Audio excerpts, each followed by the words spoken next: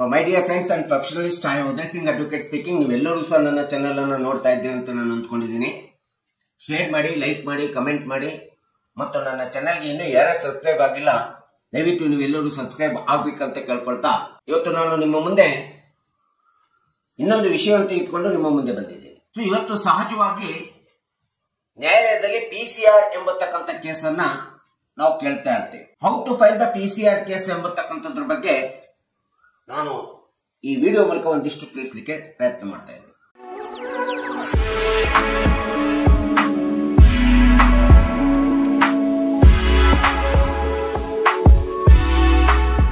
ಈಗ ಹೊಸದಾಗಿ ಬಂದಿರತಕ್ಕಂಥ BNSS ಕಾಯ್ದೆ ಸೆಕ್ಷನ್ 223 ಅಡಿ ಒಳಗಡೆ ಪ್ರೈವೇಟ್ ಕಂಪ್ಲೇಂಟ್ ರಿಜಿಸ್ಟರ್ ಅಂತೇಳಿ PCR ಅಂತೇಳಿ ನಾವು ನ್ಯಾಯಾಲಯದಲ್ಲಿ ಫೈಲ್ ಮಾಡ್ತೀವಿ ವಕೀಲರು. ಈ PCR ಅಂದ್ರೆ ಏನು ಅನ್ನೋದನ್ನ ನಾವು ಮೊದಲು ತಿಳ್ಕೋಬೇಕಾಗುತ್ತೆ.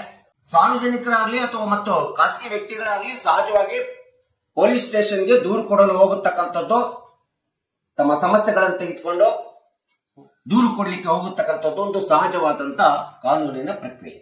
ಈ ರೀತಿ ದೂರು ಕೊಡಲು ಹೋದಂತ ಸಂದರ್ಭದಲ್ಲಿ ಪೊಲೀಸ್ ಸ್ಟೇಷನ್ ನಲ್ಲಿರ್ತಕ್ಕಂಥ ಸ್ಟೇಷನ್ ಹೌಸ್ ಆಫೀಸರ್ ಇರ್ಬೋದು, ಪೊಲೀಸರು ಇರ್ಬೋದು, ನಿಮ್ಮನ್ನ ತುಂಬಾ ಸೌಜನ್ಯದಿಂದ ನೋಡ್ಕೊಳ್ಬೇಕಾಗುತ್ತೆ ಮತ್ತು ನಡ್ಕೋಬೇಕಾಗುತ್ತೆ, ವರ್ತಿಸಬೇಕಾಗುತ್ತೆ ಮತ್ತು ಗೌರವಾನ್ವಿತವಾಗಿ ನಿಮ್ಮ ಹತ್ತಿರ ವರ್ತನೆ ಮಾಡಬೇಕಾಗುತ್ತೆ ಪೊಲೀಸ್ ಸ್ಟೇಷನ್.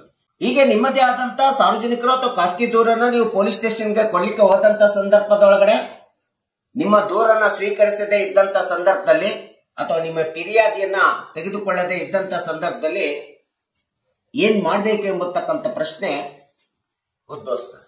ಸೊ ನೀವು ಪೊಲೀಸ್ ಸ್ಟೇಷನ್ಗೆ ಹೋಗುವಂತ ಸಂದರ್ಭದಲ್ಲಿ ನಿಮ್ಮದೇ ಆದಂತ ಸ್ವತಃ ಕೈ ಬರವಣಿಗೆಯಿಂದ ದೂರನ್ನ ಫಿರ್ಯಾದಿಯನ್ನ ಬರ್ಕೊಂಡು ಹೋಗಿ ಕೊಡಬಹುದು, ಅಥವಾ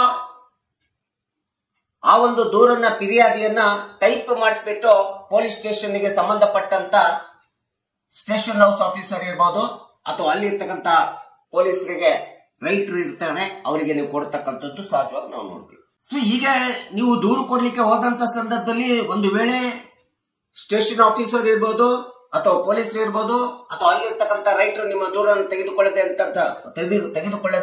ಇದ್ದಂತ ಸಂದರ್ಭದಲ್ಲಿ ಅಥವಾ ನಿಮ್ಮ ದೂರನ್ನ ತಿರಸ್ಕರಿಸಿದಂತ ಸಂದರ್ಭದಲ್ಲಿ ಅಥವಾ ನಾವು ದೂರು ತೆಗೆದುಕೊಳ್ಳೋದಿಲ್ಲ ಎಂಬತಕ್ಕಂಥದ್ದನ್ನ ನಿಮ್ಮ ಮೇಲೆ ಒತ್ತಡ ಹಾಕಿದಂತ ಸಂದರ್ಭದಲ್ಲಿ ನೀವು ಭಯಪಡುವ ಅವಶ್ಯಕತೆ ಇಲ್ಲ.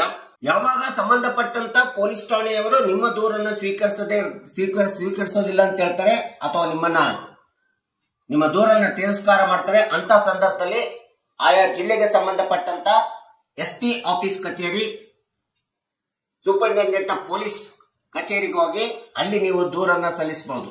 ಆ ಒಂದು SP ಆಫೀಸಿಗೆ ಹೋದಂತ ಸಂದರ್ಭದಲ್ಲೂ ಸಹ ನಿಮ್ಮ ದೂರನ್ನ ಸ್ವೀಕರಿಸದೆ, ನಿಮಗೆ ಸ್ಪಂದಿಸದೆ,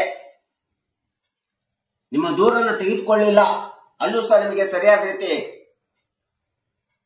ಉತ್ತರ, ನಿಮ್ಮ ದೂರಿಗೆ ಸರಿಯಾದ ರೀತಿಯಾದಂತಹ ಸ್ಪಂದನೆ ಸಿಗಲಿಲ್ಲ ಅಂತಂದ ಸಂದರ್ಭದೊಳಗಡೆ ನೀವು ಭಯಪಡುವಂತ ಅವಶ್ಯಕತೆ ಇಲ್ಲ. ಸೊ ಈ ರೀತಿ ಸಾರ್ವಜನಿಕ ಮತ್ತು ಖಾಸಗಿ ದೂರುಗಳು ಯಾವುದೇ ಒಂದು ಪೊಲೀಸ್ ಸ್ಟೇಷನ್ಗೆ ಅಥವಾ SP ಆಫೀಸಿಗೆ ಕಚೇರಿಗೆ ಕೊಡಲು ಬಂದಂತ ಸಂದರ್ಭದೊಳಗಡೆ ನೀವು ಕೊಡುವಂತ ದೂರನ್ನ ಯಾವ ರೀತಿ ಕೊಟ್ಟಿರ್ತೀರಿ ಆ ದೂರನ್ನ ಅಥವಾ ನೀವು ಹೇಳುವಂತ ರೀತಿಯಲ್ಲಿ ಆ ದೂರನ್ನ ರೈಟರ್ ಆದಂತವರು ಬರ್ಕೋಬೇಕಾಗುತ್ತೆ.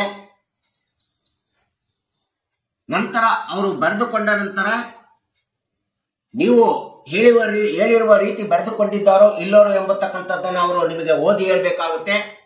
ಓದಿ ಹೇಳಿದ ನಂತರ ನೀವು ಅಂತ ಒಂದು ಫಿರ್ಯಾದಿಗೆ ಅಥವಾ ದೂರಕ್ಕೆ ಸಹಿಯನ್ನ ಮಾಡಬೇಕಾಗುತ್ತೆ. ನಿಮ್ಮ ಸಹಿಯನ್ನು ತೆಗೆದುಕೊಂಡು ನಂತರದಲ್ಲಿ ಒಂದು ಕಾಪಿಯನ್ನ ನಿಮಗೆ ಕೊಡ್ಬೇಕಂತೇಳಿ ಕಾನೂನು ಹೇಳ್ತಿದೆ.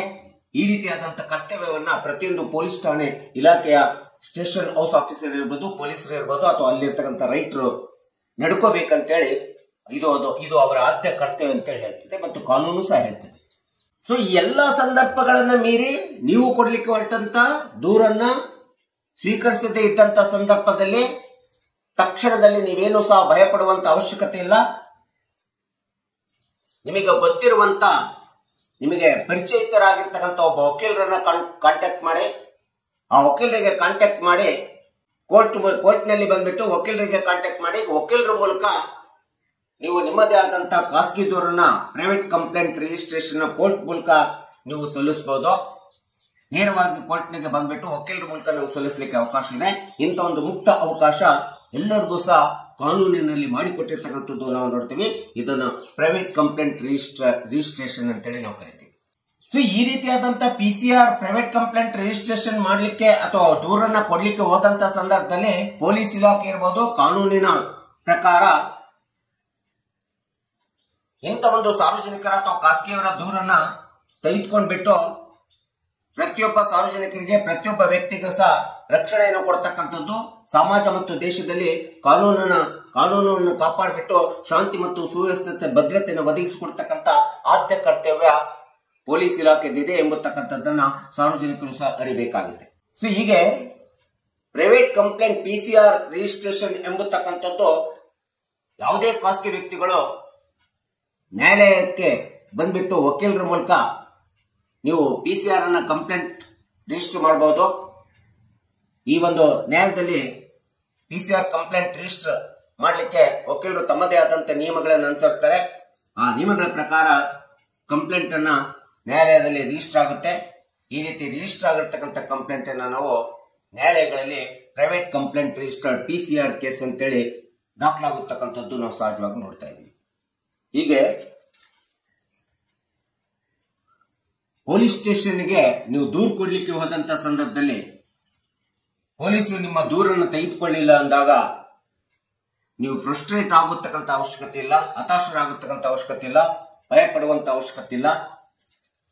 ನೀವು ನೇರವಾಗಿ ನ್ಯಾಯಾಲಯಕ್ಕೆ ಬಂದು ವಕೀಲರು ನಿಮಗೆ ಪರಿಚಯ ಇರ್ತಕ್ಕಂಥ ವಕೀಲರ ಮೂಲಕ ಪ್ರೈವೇಟ್ ಕಂಪ್ಲೇಂಟ್ ಅನ್ನ ರಿಜಿಸ್ಟರ್ ಮಾಡತಕ್ಕಂಥ ಮುಕ್ತ ಅವಕಾಶ ಪ್ರತಿಯೊಬ್ಬ ಸಾರ್ವಜನಿಕರಿಗೂ ಪ್ರತಿಯೊಬ್ಬ ವ್ಯಕ್ತಿಗೂ ಸಹ ಕಾನೂನುಬದ್ಧವಾದಂತಹ ಹಕ್ಕನ್ನ ಕೊಟ್ಟಿರ್ತಕ್ಕಂಥದ್ದನ್ನ ನೀವುಗಳೆಲ್ಲರೂ ಸಹ ಕಕ್ಷಿದಾರರು ಸಾರ್ವಜನಿಕರು ತಿಳ್ಕೊಳ್ಬೇಕೆಂಬತಕ್ಕಂಥ ಹಿನ್ನೆಲೆಯನ್ನು ಇಟ್ಕೊಂಡು ನಾನು ಈ ವಿಡಿಯೋನ ಮಾಡಿದ್ದೀನಿ. ದಯವಿಟ್ಟು ಈ ವಿಡಿಯೋ ಇಷ್ಟ ಆಗಿದ್ರೆ ಶೇರ್ ಮಾಡಿ, ಲೈಕ್ ಮಾಡಿ, ಕಮೆಂಟ್ ಮಾಡಿ ಮತ್ತು ನನ್ನ ಚಾನೆಲ್ಗೆ ಇನ್ನೂ ಯಾರ್ಯಾರು ಸಬ್ಸ್ಕ್ರೈಬ್ ಆಗಿಲ್ಲ ನೀವೆಲ್ಲರೂ ಮತ್ತೊಮ್ಮೆ ಸಬ್ಸ್ಕ್ರೈಬ್ ಆಗ್ಬೇಕಂತ ಕೇಳ್ಕೊಳ್ತಾ ಇವತ್ತಿನ ವಿಷಯಕ್ಕೆ ವಿರಾಮವನ್ನು ಹೇಳ್ತೇನೆ. ಇನ್ನೊಂದು ವಿಷಯ ಅಂತ ಇಟ್ಕೊಂಡು ನಿಮ್ಮ ಮುಂದೆ ಬರ್ತೀನಿ.